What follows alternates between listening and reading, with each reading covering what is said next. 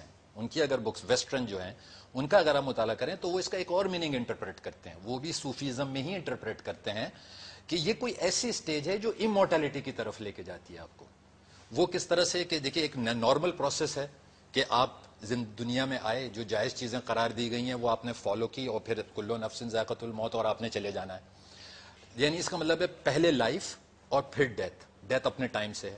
یہ کوئی ایسی کوشش ہے کہ ایک کمرہ اگر زندگی کا ہے اور دوسرا کمرہ ڈیتھ کا ہے تو وہ تو اس کمرے سے اس کمرے پہ تو اپنے وقت پہ سب نہیں جانا ہے, بلکہ کسی حد تک چوائس بھی ہے سوئسائڈل کہ آپ جلدی چلے جائیں. یہ کوئی ایسی سٹیج بیان فرمائی جاتی ہے کہ آپ فزیکل ڈیتھ کے بغیر ہی آپ کا آنا جانا شروع ہو گیا. ٹھیک, یعنی ابھی آپ کی وہ نیچرل ٹائم ڈیتھ کا آیا ہی نہیں ہے کہ آپ آ گئے. اس کو ایک امورٹیلٹی کی کہتے ہیں, جس کو عام زبان میں کہتے ہیں, جو میں نے پہلے بھی کہا تھا, فنا فی اللہ کو بھی کہتے ہیں. وہ شاید غالباً کچھ اور آگے کی سٹیج ہے. ابھی تھوڑی دیر پہلے میں نے ذکر کیا تھا کہ اس کو یوں بھی کہتے ہیں کہ صوفک اسلامک بات کر رہا ہوں کہ آدمی کی سانس آ رہی ہے, فزیکلی ہی از الائیو, سانس آ رہی ہے, لیکن اس کی روح کی موت ہو گئی ہے. اب صوفیزم میں روح کی موت کا تو مطلب یہ ہوا کہ سب ختم, نفس بھی ختم, سب ختم. اب وہ اس کو امورٹیلٹی سمجھتے ہیں. اب اس کو اگر فزیکلی آپ انٹرپریٹ کریں تو یہ کیسی اینٹیٹی ہے کہ جس کو سانس بھی آ رہی ہے, اٹ مینز وہ دنیا میں الائیو بھی ہے, بٹ ایکچولی وہ ڈیتھ ہو چکی ہے اس کی. یعنی کہ اب کیا کہیں گے اس کو, کیا پھر آپ دیکھیں اگر آپ قصے پڑھیں پرانے وقتوں کے, خاص طور پر انڈو پاک میں, تو آپ کو ملے گا جی وہ ایک کوئی بزرگ تھے جو دو جگہ دفنائے گئے, جو چار جگہ دفنائے گئے. اس پہ بہت ڈس آرگومنٹ ہے, بہت سے نہیں مانتے ان باتوں کو, لیکن صوفیزم کے جو جینوئن بلیور ہیں, جنہوں نے اس کو کھلے دل سے پڑھا ہے, وہ اس چیز کو اوپنلی ڈینائی نہیں کرتے. جبکہ اگر اسلام کی بات کریں تو علماء ظاہر یہ کہتے ہیں کہ جو کلمہ گو ہیں اس کی جسمانی زندگی صرف ایک ہے. ٹھیک ہے. اچھا, میرے خیال میں ظاہر ہے اس سے آگے اس بات کو اگر ہم کریں گے, کیونکہ ہم جس دور میں زندہ ہیں وہ علماء ظاہر کے حوالے سے, اور ابھی تصوف کی اس انداز میں شاید پہچان بھی نہیں ہوئی ہے, ورنہ تو پھر حضرت شیخ عبد القادر جیلانی نے فنا فی اللہ اور اس کے بعد بقا باللہ کا جو درجات ڈیفائن کیے, وہ تو پھر جنرل موت کے پرسیپشن کو ڈینائی کر جائیں گے.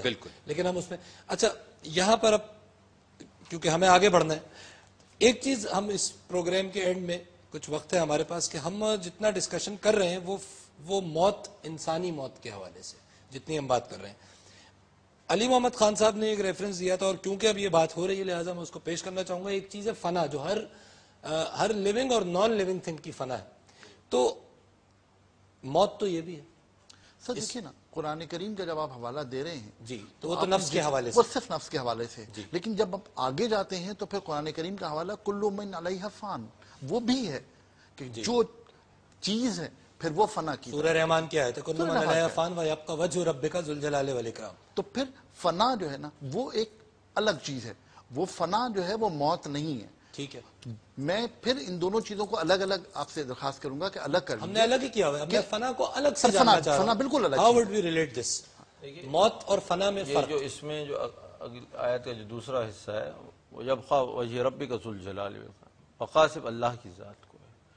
تو وہ جو تصوف کے حوالے سے بات ہو رہی ہے کہ جب انسان عبادت کی اور معرفت کی اس انتہا کو پہنچ جاتا ہے تو وہ بقا باللہ کی منزل کو پہنچ جاتا ہے. اور کیونکہ اللہ ہمیشہ باقی رہنے والا ہے تو اس جو انسان ہے وہ بھی ایک ابدی بقا کی طرف.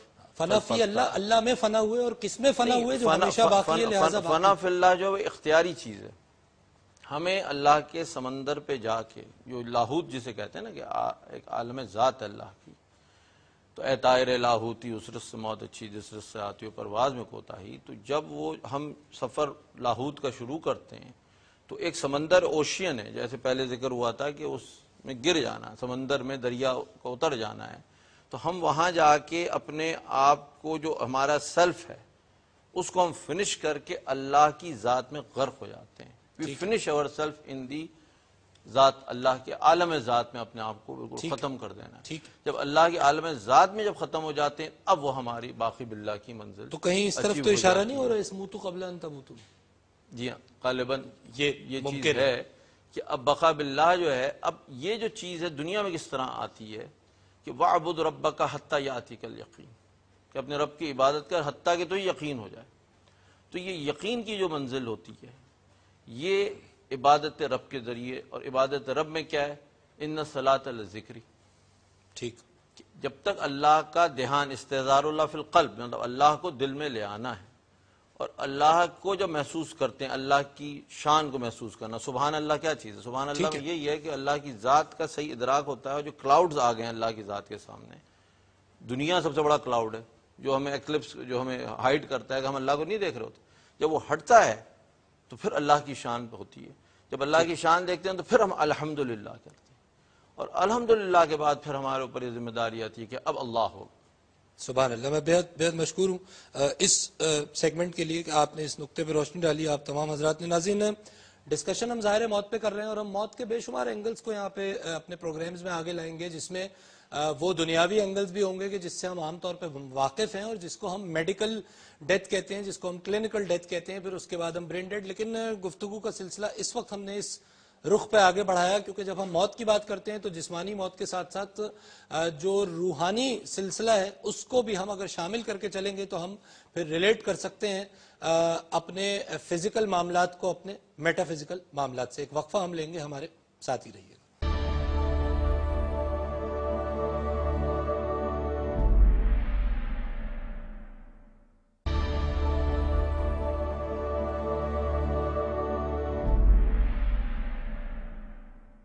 ویلکم بیک ناظرین. آپ پروگرام دیکھ رہے ہیں مذاہب اور عقل انسانی، اور ہم موت کے حوالے سے گفتگو کر رہے ہیں. اچھا، یہ اب کیونکہ ظاہر ہے روحانیت کی طرف چلے گئے ہیں تو اب میڈیکل سائنس میں جانے سے پہلے ہم اگلے پروگرام میں وہاں پہ جائیں گے. یہ جو فنا فی اللہ، بڑا یہ ٹرمینالوجی ہے جو سنی گئی ہے. میں چاہوں گا مولانا صاحب، فنا فی اللہ بقا باللہ، فنا فی اللہ بقا باللہ جس کو کہتے ہیں، اللہ میں فنا ہو جانا، یہ موت ہی کی شکل ہے؟ یہ موت کی شکل نہیں، یہ بقا کی شکل ہے. دیکھیں، جب انسان اپنے آپ کو اللہ کے لیے مٹا دیتا ہے تو یہ تو اس کی بقا کا سامان ہے، فنا کا سامان نہیں. مٹا دے اپنی ہستی کو گر تو مرتبہ چاہے، کہ دانا خاک میں مل کر گل و گلزار ہوتا ہے. اصل چیز تو یہ ہے کہ انسان اللہ کے لیے، جیسے ابھی آپ نے فرمایا کہ رضی اللہ عنہ و رضوان، اللہ ان سے راضی، وہ اللہ سے راضی. ٹھیک. یہ جو ایک مقام ہے، انسان اپنی رضا کو اللہ کی رضا کے تابع کر دیتا ہے، اپنے ہر عمل کو اللہ کے تابع کر دیتا ہے. یہی در حقیقت اپنے آپ کو فنا کرنا ہے.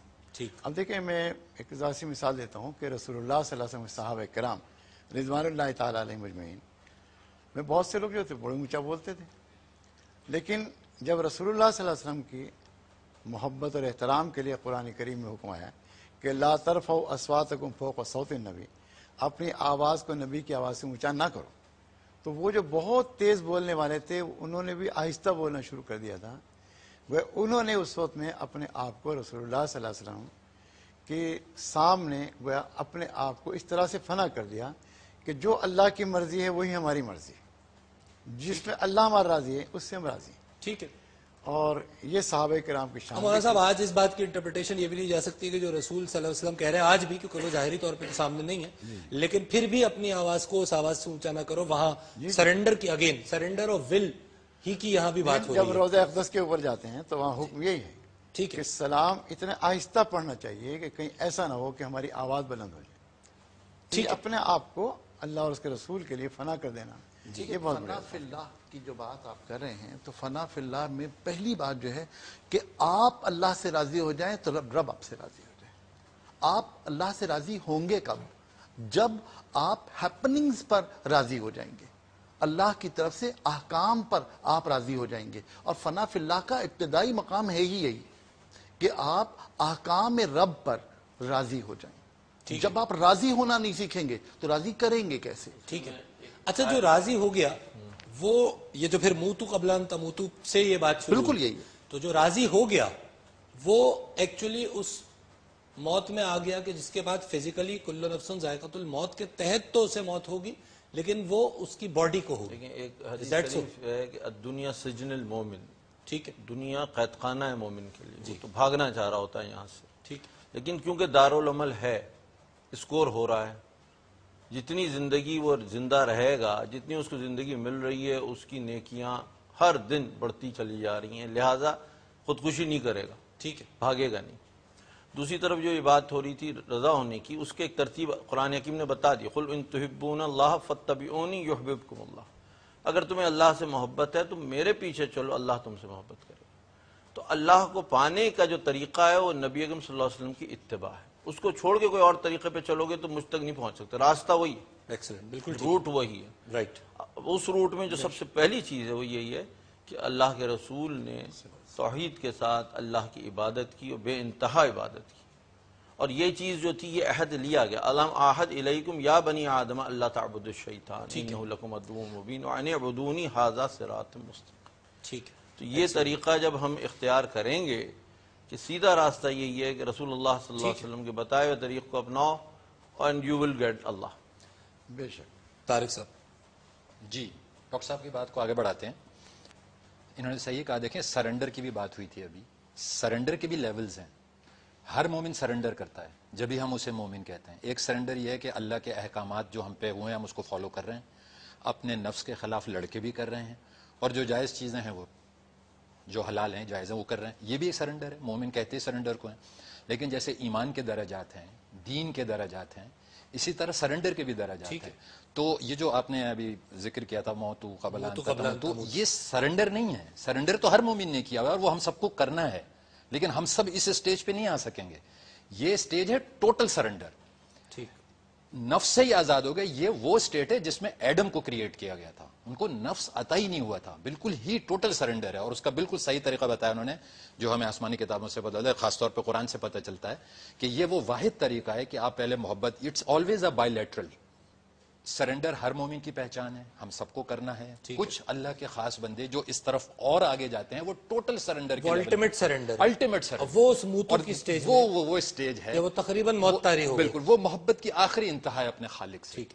اپنے خالق سے آخری انتہا. جب آپ نے اتنی محبت کی اس کے احکامات کو فالو کر کر کے اپنی ساری خواہشات, تو وہ بھی پھر آپ کا ہاتھ پکڑ لیتا ہے. بہت مشکور ہوں تمام شرکائے گفتگو کا. اور ناظرین, بڑے فلسافیکل خیالات اس ڈسکشن میں آپ کے سامنے آئے, اور ہمارے اس پروگرام کا آبجیکٹو یہ ہے کہ ہم کسی ٹاپک کے حوالے سے جو مختلف ڈائمنشنز ہیں ان کی دنیاؤں میں آپ کو سیر کرائیں.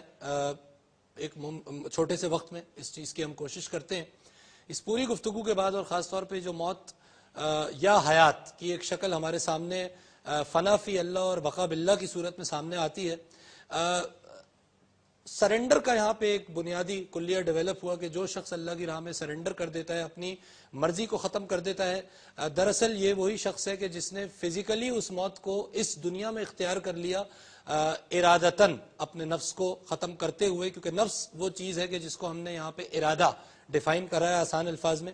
تو ارادتاً اگر اس موت کو اپنے اوپر طاری کر لیا تو پھر یہ وہ لوگ ہیں کہ جن کی جب ظاہری طور پر اس دنیا میں موت ہوتی ہے تو ان کی موت کا غم نہیں منایا جاتا, ان کی موت کی خوشی منائی جاتی ہے. آج کے دور کا المیہ یہ ہے ناظرین کہ ہم نے موت کو ایک خوفناک چیز سمجھ لیا ہے, اور اس پورے ڈسکشن کا آبجیکٹو یہ تھا کہ موت تو ان اللہ کے پیاروں کو بے حد محبوب ہوتی ہے کہ جنہوں نے اپنی پوری زندگی اس موت کا انتظار کرتے ہوئے گزاری ہوتی ہے, کیونکہ یہ وہ موت ہے جو اس حجاب کو ختم کرتی ہے جو محب اور محبوب کے درمیان ہوتا ہے, اور یہ وہ موت ہے جو ملا دیتی ہے اس بندے کو فزیکلی اس کریٹر سے کہ جس کی دید کے لیے, جس کے عشق کے لیے, جس کے حسن کے لیے یہ بندہ اس دنیا میں آیا تھا, اور اس نے اس پوری دنیا کو سجن سمجھا, جیل سمجھا, اور اس کے بعد ایک ایسی روش پر قائم ہوا کہ جس کے بعد یہ موت اس کے لیے گلنار ہو گئی, یہ موت اس کے لیے ہار بن گئی, یہ موت اس کے لیے عروس بن گئی. انشاءاللہ اس موت کے ٹاپک کو تھوڑا سا فزیکل ڈومین میں لاتے ہوئے ہم موت کی میڈیکل ٹرمز پر اور موت کا جو میڈیکل اور فزیکل ایسپیکٹ ہے اس پہ اگلے پروگرام میں ڈسکشن کریں گے. اجازت دیجیے. اللہ حافظ.